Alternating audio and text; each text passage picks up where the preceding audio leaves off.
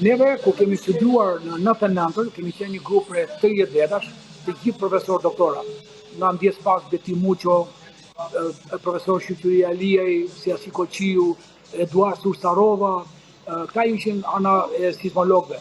Ishim 3 kardiologë, ishim petrograf, ishim rreth 20 e ca shkencëtar dhe rreth 10-12 disiplina.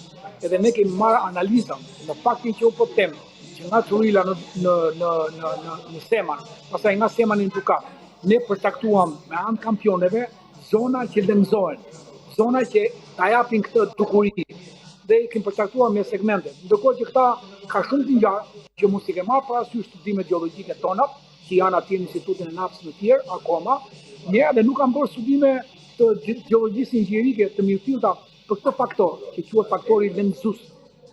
Se po të kishin bërë që rera, ka formula, ka tabela, ka mediana, ka grafik që vërtetojnë që kjo rerë në kushte peshe, për shembull, rera mund të lejojë deri një dukate, por nuk mund të lejojë dot 3 katre edhe 10 katre edhe 20 katre. Prandaj kampioni do sillesh në gjendje laboratori, të cilin këta nuk e kanë në laborator. Tu ku jam unë, tash që përballë afër teatrit Turbina ka qenë laboratori hidroteknik, po ka pas laborator gjeologo inxhierik, të cilin këta nuk ekzistojnë më. Ai fajtur mendja se ose e ka bërë të shpejtuar.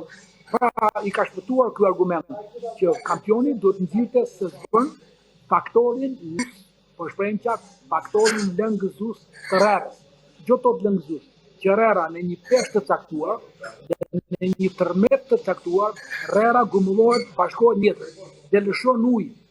Lëshon ujë që ka rera me rerën, midis porave të saj, dhe duke mbledhur njëra me tjetrën, ne quajmë kompaksim, po ndërkohë quhet dhe lëngëzim, do të thotë që uji i rerës rrihet drejt detit dhe formon një sipërfaqe bosh të pesha e saj.